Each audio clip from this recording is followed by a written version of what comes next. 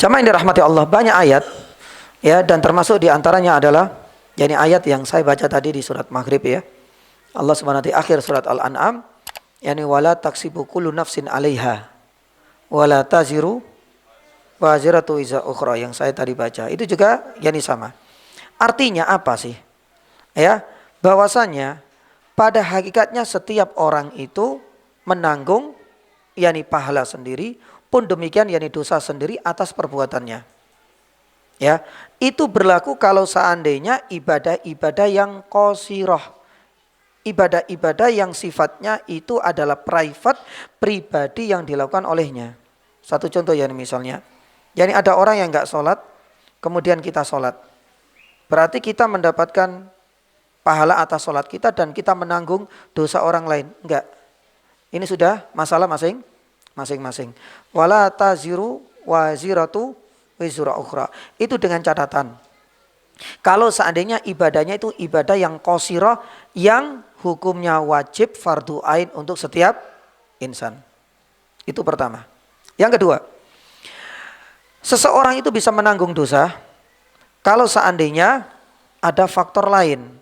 Satu contoh, dia mengajarkan keburukan kepada orang lain, maka dia akan berhak mendapatkan dosa yang kita kenal dengan dosa jariyah. Sebagaimana tatkala orang itu mengajarkan kebaikan, maka dia akan mendapatkan pahala yang disebut dengan pahala jariyah. Itu kalau seandainya ada yang lain. Makanya ini disebut sebagai ibadah muta'addiyah. Ibadah-ibadah yang itu bisa, amalan-amalan yang itu bisa berpengaruh, berefek kepada yang lain. Salah satunya itu adalah ketika menyuruh, ngajari, mempertontonkan. Kalau kebaikan berarti dia akan mendapatkan kebaikan. Maka oleh karena itu jamaah dirahmati Allah, Rasulullah SAW pernah bersabda, man sanna sunnatan hasanatan. Siapa yang memberikan contoh, berarti kan untuk orang lain, bukan untuk ibadah yang sifatnya private untuk diri kita. Di saat dia memberikan contoh yang baik, satu contoh, ngajari anaknya sholat, dia ngajari anak-anak kecil TPA, ya, dia juga menjadi uswah, contoh dan suri tauladan untuk masyarakatnya. Maka ketika orang lain tersentuh hatinya, akhirnya mengikuti apa yang kita lakukan, dan itu adalah kebaikan, kata Nabi SAW, falahu ajruha wa ajru man amila biha ba'daha min ghairi ayyanqusa min ujurim syai'ah. Maka dia akan mendapatkan pahala atas amalan yang dia kerjakan, yaitu berdakwah. Dia pun akan mendapatkan pahala apa? Jariyah. Kenapa? Karena orang-orang yang dia dakwah itu mengikuti kebaikan atas usaha dia lewat dakwah. Makanya inilah yang disebut sebagai pahala jariyah. Tapi jangan lupa Nabi SAW mengatakan berikutnya, man sanna sunnatan sayyi'ah. Sebaliknya, kalau seandainya seorang itu ngajak orang kepada keburukan, ya sudah, dia satu mendapatkan dosa, wa wizru man amila biha ba'daha. Itu bisa 7 keturunan, 10 keturunan selama dia belum bertaubat.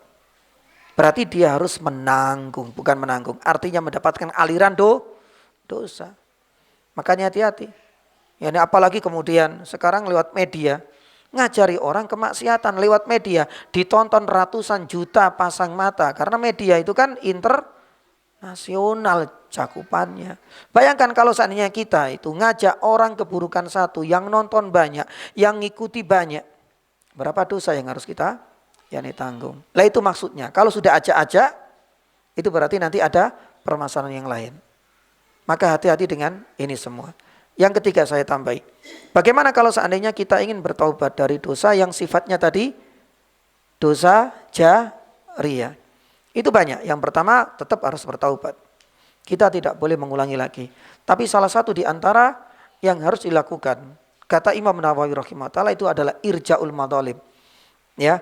Jadi kita harus menunjukkan ketulusan, plus kita harus mengembalikan haknya kepada orang lain.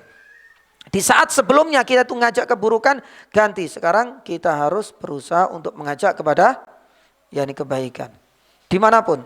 Ini sebagai wujud ketulusan taubat yakni kita. Bukan hanya taubat dulu saya ngajak ini ya sudahlah, biarlah semoga Allah Subhanahu wa taala menutupi kurang.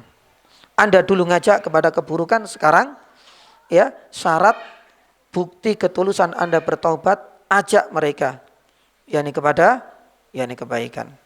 Makanya saya teringat dengan beberapa orang yang masuk Islam ya, salah satunya dari kristolog Indonesia, kalau nggak salah Pak Ihsan Mokoginta ya, rahimahullah ta'ala, juga pernah datang ke STDI Jember waktu itu juga ada daurah dan seminar kristologi. Kalau nggak salah beliau pernah mengatakan bahwasanya, ya ini maaf, dulu saya ngajak orang untuk murtad istilahnya.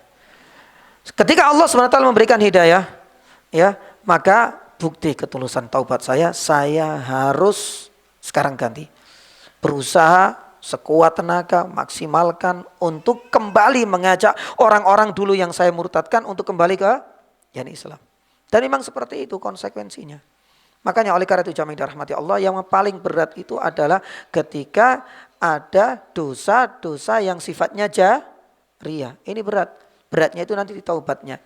Tapi tetap harus semaksimal dan sesuaikan dengan kemampuan yakni kita, sembari kita berusaha untuk menutup masa kelam kita ini dengan amal-amal yakni soleh. Itu adalah dua makna yang mudah-mudahan bisa difahami. Jadi ada ayat, ada hadis, dan keduanya tidak kontradiksi. Kalau seandainya wala taziru wazirat ukhra itu berkaitan dengan apa? Amalan-amalan yang sifatnya private. Ya, amalan yang kita dengan Allah. Tapi kalau seandainya ya itu sudah masuk pada ranah dakwah, ngajak, mempertontonkan, menjadi kudwa lah ini.